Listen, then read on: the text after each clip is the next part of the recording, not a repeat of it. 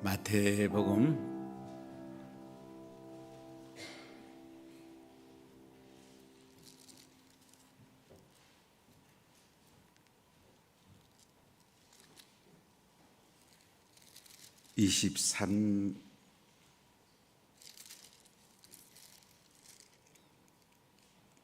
24장 말씀 보십시다. 24장 32절부터 51절까지 보십시다. 마태복음 24장 32절입니다.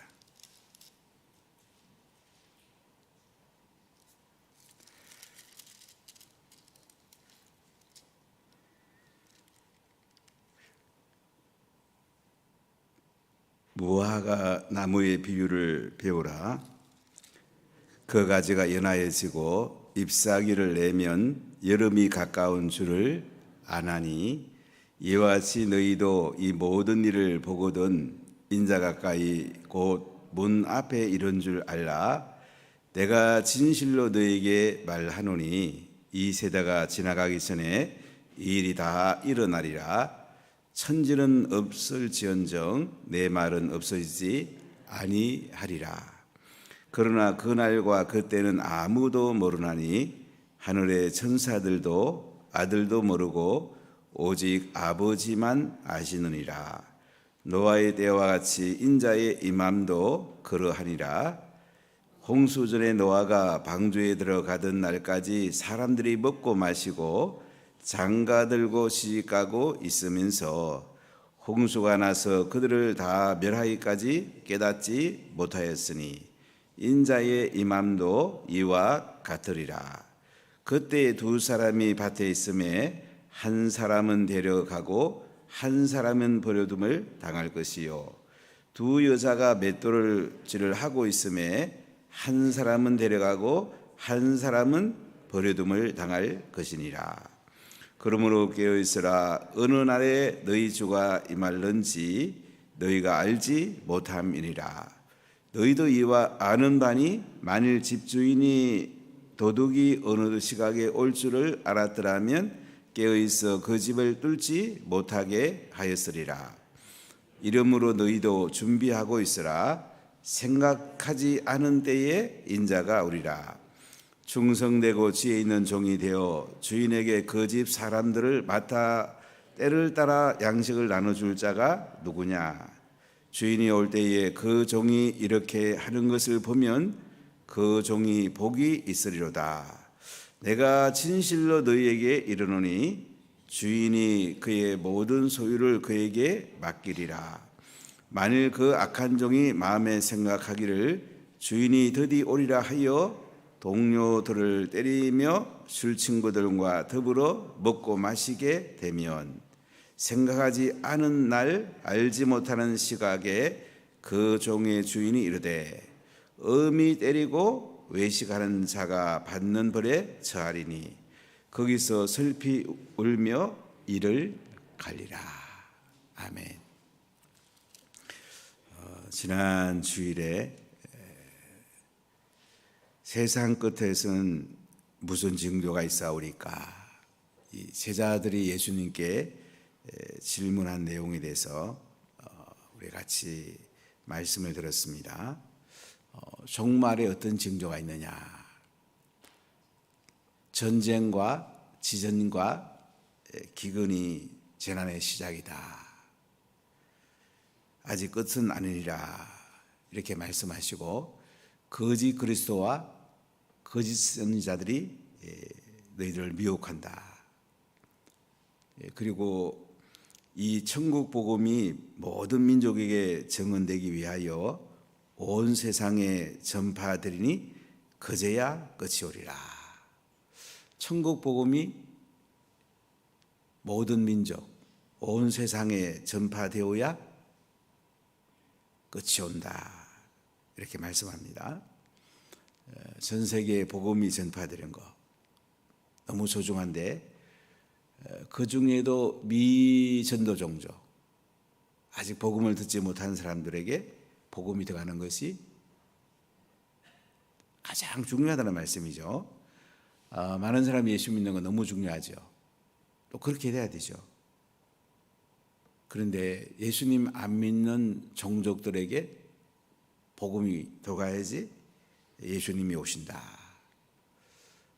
우리 인도를 중심으로 선교를 한 30년 정도 했습니다. 인도 주변에는 또 많은 나라들이 있습니다. 미얀마, 벵글라데시, 파키스탄, 스리랑카, 부탄, 네팔, 중국의 티베트 쪽 여러 종족들이 많이 있습니다. 그래서 저희들이 인도를 한 30년에 선교하기 시작했는데 참 감사하게도 우리 안광희 선교사님을 통해서 한 1000미전도 종족이 복음화된 것은 아마 이거 세계 역사에서 대단한 일이죠. 굉장한 일이죠. 우리나라 전체 2만 7천여 선교사가 밖에 나가서 미전도과 씨름하면서 한 1000종족 정도 복음이 들어갔는데 안광희 선교사님을 통해서 많은 미전도들이 예수 믿게 된다는 거, 이건 참 대단한 겁니다. 몇 년 전에 저희가 가셔서 예수 훈련해 주셨는데 이분이 그 현장 아니고는 처음 해보셨다고 그래요. 제가 워낙 좀 꼭 해달라고 그랬더니 저희 가서 며칠 정도 이렇게 훈련해 주셨는데 여러분들이 잘 배우셨을 거예요. 저런 생각할 때 바울 이후에 최고의 선교사가 아닌가, 가끔 그런 생각을 해봐요. 미전도에 복음을 전한다. 너무너무 중요한 거예요. 우리가 바라나시, 보팔, 아그라 이런 지역에는 거의 복음이 들어가지 않은 지역입니다. 북인도 백숙경 선교사는 지금 이제 펀잡에서 교회를 개척하고 있습니다. 펀잡은 이제 파키스탄 쪽에도 있고 인도 쪽에도 있어요. 펀잡이라는 그 주가 이렇게 나눠져 버렸는데, 종족이 나눠져 버렸는데 거의 복음이 안 들어간 종족입니다. 이런데 복음이 들어간다는 것은 굉장한 거예요. 그곳에 복음이 들어가고 악한 영들이 떠나가고 하나님 나라가 임하고 예수님이 이제 오실 때가 아주 가까웠다는 거죠. 그러니까 전 세계의 모든 민족 한 5천 미전 종족이 있는데 이들에게 복음이 들어가면 예수님이 오신다는 거죠. 그래서 전략적으로 복음 전하는 게 중요해요. 5천 종족을 이제 나눠서 각 선교 단체나 각 교회들이 잘 입양해서 복음 전하는 것이 굉장히 소중합니다. 저는 유피주를 입양을 했어요. 동쪽 이스트에 이제 바라나시, 웨스트에 아그라, 동쪽에 아미트, 서쪽에 구루 목사, 이들이 수천 개, 1000개 이상 그 가정교회를 세웠는데요. 참 쉬운 적이 아니에요. 복음 전하다가 얻어맞기도 하고 경찰서에 잡혀가기도 하고, 그도 복음 전하는 거예요. 우리가 참 복음 전하기 좋은 시대에 살잖아요. 대한민국만큼 복음 전하기 좋은 시대가 어디 있겠습니까? 다시 일어나는 것이 우리에게 정말 정말 중요합니다. 이렇게 예수님이 오실 때에 징조들이 있다는 거죠. 그 다음에 이제 예수님이 재림하시는 장면이 29절부터 31절에 보면 해가 어두워지고 달이 빛을 잃고 별들이 하늘에서 떨어지고 전체가 흔들리는 거예요. 그리고 예수님이 재림할 때 보면 모든 민족이 통곡한다. 땅의 모든 민족이 통곡한다는 말은 뭐죠? 예수님 안 믿는 사람 통곡하는 거야. 그때는 예수님 믿을 수가 없어요.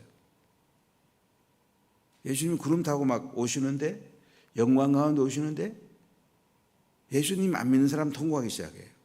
예수님 안 믿는 사람 다 볼 수 있어요. 그리고 31절에 보면 그가 큰 나팔 소리와 함께 천사들을 보내리니 그들이 그의 택하신 자들을 하늘 이 끝에서 저 끝까지 사방으로 모으리라. 택하신 사람은 다 모은단 말이에요. 그리고 하늘 잔치가 벌어지는 거예요. 여기에 초대받는다는 것이 얼마나 복된 것입니까? 우리 예수 믿는다는 건 참 대단한 거예요. 예수님이 재림할 때 여러분, 한쪽에는 통곡하고 한쪽에는 잔치가 벌어지고, 통곡하는 사람은 결국 지옥에 다 들어가고, 잔치 속에 있는 사람들은 하나님 나라, 완성된 나라에서 영원히 살게 될 것이고, 이 그림을 우리가 잘 한번 새겨보십시다. 그 잔치에 내 남편이 없다, 내 자녀가 없다, 부모님이 안 계신다, 내 사랑하는 친구가 그 자리에 없다, 밑으로 보니까 지옥에 있다. 여러분, 이건 사실이잖아요. 이거 그대로 이루어질 거잖아요. 여러분, 그럼 믿으시죠?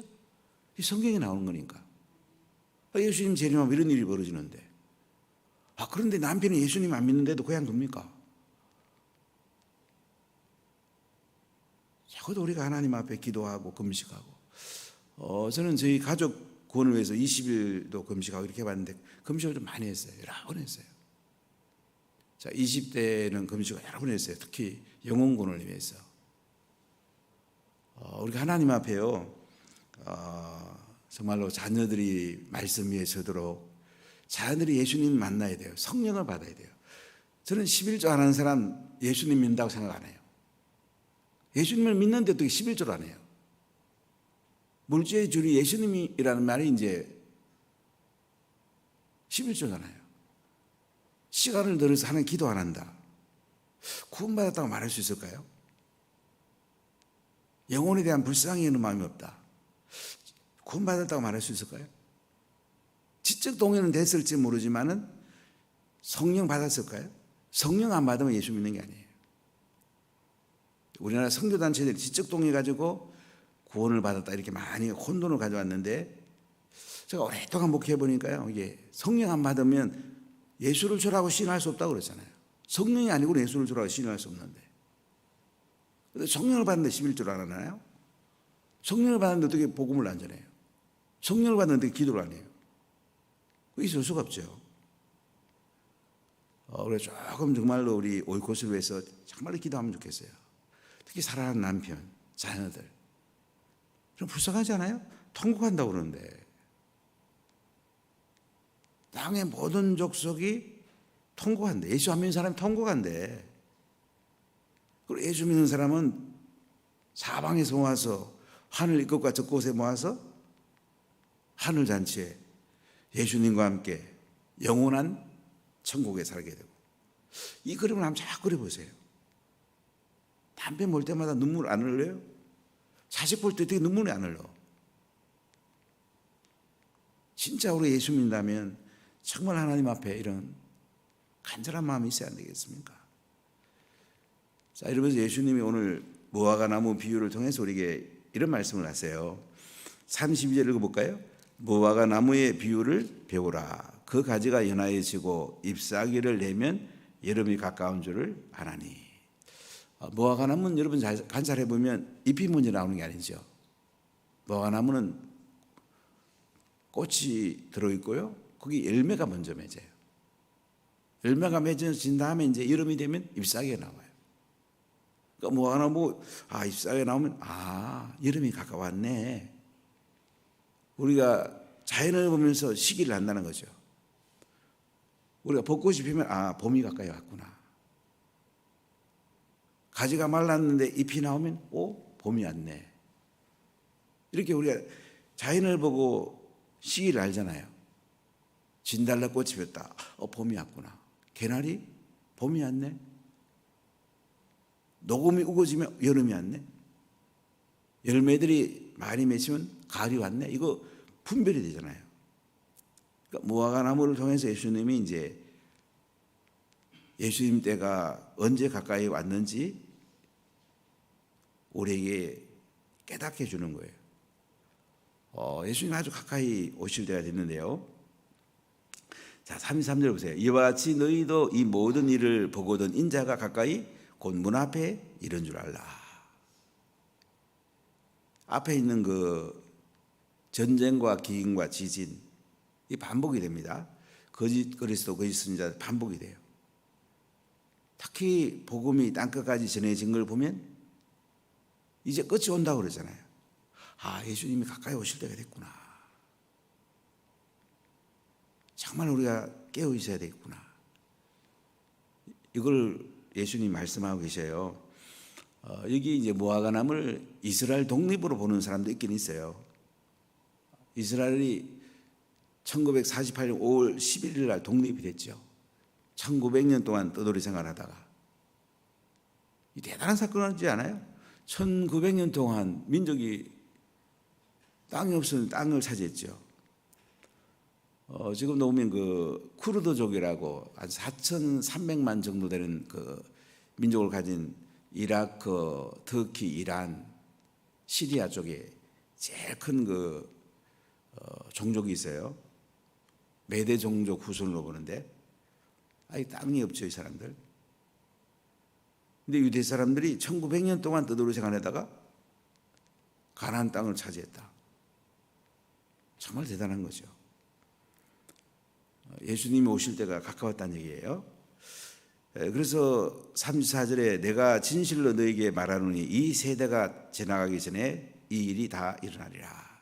이 세대란 말은 이제 예수님으로 보면 이제 성전이 무너질 것을 볼 세대가 올 것이고, 조금말로 보면 예수님이 재림하기 이전에 바로 그 직전의 세대들이 이런 것들을 본다는 거죠. 다 이런 것들을 경험하게 된다는 거예요. 36절에 뭐라고 합니까?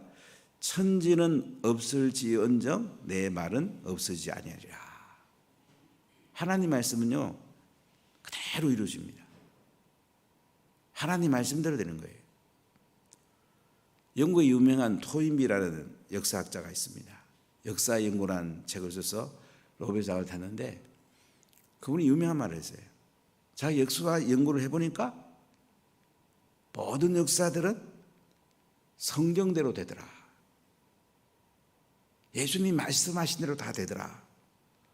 이런 얘기를 했어요. 성경대로 되는 거예요. 앞으로 성경대로 되는 거예요. 예수님이 재림하신다? 성경대로 오십니다. 안 그러면 우리가 뭐하러 예수님을 믿어요? 우리 예수님이 오실 때 우리가 잘 준비하는 거. 이것이 제일 좋은 신앙생활이죠. 자, 36절 같이 읽어볼까요? 그러나 그 날과 그때는 아무도 모르나니 하늘의 천사들도 아들도 모르고 오직 아버지만 아시느니라. 그 날과 그때는 아무도 모른답니다. 예수님 오실 날은 아무도 모르는데 천사들도 모르고 아들도 모른다. 이 아들은 인성을 가진 아들을 가리킨다고 보면 돼요. 신성을 가진 아들은 알겠죠. 이 땅에 예수님 오실 때는 이제 신성을 스스로 제한하시고 인간과 같이 고통을 받으시고 십자가에 돌아가셨어요. 인성이 제한된 아들로 보면 이해가 될 거예요. 오직 아버지, 하나님 아버지만 아신다 이건 거야. 자, 그러면서 이제 노아 이야기를 합니다. 37절 보세요. 노아의 때와 같이 인자의 임함도 그러하리라. 홍수 전에 노아가 방주에 들어가던 날까지 사람들이 먹고 마시고 장가들고 시익하고 있으면서 홍수가 나서 그들을 다 멸하기까지 깨닫지 못하였으니 인자의 임함도 이와 같으리라. 노아 때에 홍수가 120년 동안 뒤에 이제 오게 되는데 노아가 그 방주 만드는 동안 사람들이 다 비웃었죠. 10년도 아니고 100년 돼도 홍수가 안 오니까. 120년 되니까 홍수가 왔잖아요. 방주에 들어간 사람은 다 살고 방주 밖에 있는 사람은 다 죽었죠. 그와 같다는 거죠. 노아 때와 같이 먹고 마시고 장가가고 시집가고 막 자기 마음대로 살았던 사람들 다 멸망했단 말이죠. 노아의 가족과 같이 딴 사람이 비웃더라도 준비한 사람은 살았단 말이죠. 예수님 재림할 때 우리가 잘 준비된 사람은 복이 있습니다. 자, 또 한 가지 비유를 드는데요. 40절과 41절 보세요. 그때에 두 사람이 밭에 있음에 한 사람은 데려가고 한 사람은 버려둠을 당할 것이요. 두 여자가 맷돌질을 하고 있음에 한 사람은 데려가고 한 사람은 버려둠을 당할 것이니라. 두 사람이 밭에 일을 하고 있는 거야. 뭐 부부일 수도 있고 또 부모와 자녀일 수도 있겠죠. 한 사람은 천국 가고 한 사람은 지옥 가고 한 사람은 데려고 한 사람은 버렸단 말이야. 두 여자가 맷돌을 갖고 있는 거야. 모녀일 수도 있겠고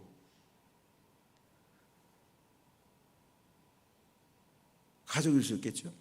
한 사람은 데려고 한 사람은 버려두고. 보통 맷돌질은 두 사람이 하잖아요, 그죠? 그래서 어릴 때 이제 콩 같은 거 많이 갈아봤어요. 할머니랑도 갈아보고 엄마랑 갈아보고 이렇게 했는데 그러다가 한 사람은 천국, 한 사람은 지옥 이렇게 된다는 거예요. 그래서 우리가 어떻게 해야 되겠어요? 자, 우리 40일 크게 읽어보겠습니다. 그러므로 깨어있으라. 어느 날에 너희 주가 임할는지 너희가 알지 못함이니라. 깨어있으란 말이에요. 예수님이 언제 오시는지 하나님 아버지 외에는 아무도 몰라. 그러나 역사적으로 실수를 굉장히 많이 했죠. 특히 이제 1990년대 다민성교회라고 예수님이 언제 오신다고 막 흰 옷 입고 막 그들이 뭐 야단했는데 그거 오셨습니까? 다 그런 성경과 맞지 않는 거예요. 징조 보면 뭐 좀 알 수 있다 아니에요. 그러면 그것만 기다리고 있죠. 성령 전반에 깨어있으라는 거잖아요. 보통 때와 같이 이렇게 경건하게 살란 말이죠. 기도하고 말씀대로 살고 복음 전하고 제하 삼고 하나님이랑 속에 살라는 거잖아요. 그러다 보면 예수님 오시면 맞이하면 되는 거죠. 뭐 자연스럽게 해야 되지 뭐 특별하게 어디서 모여가지고 몇 시에 무슨 일이 난다. 이게 다 거짓말이에요. 성경은 전체를 봐야죠. 깨어있으란 말이죠. 자, 그래서 43절에 보면 너희도 아는 바니 만일 집 주인이 도둑이 어느 시각에 올 줄을 알았더라면 깨어있어 그 집을 뚫지 못하게 하였으리라.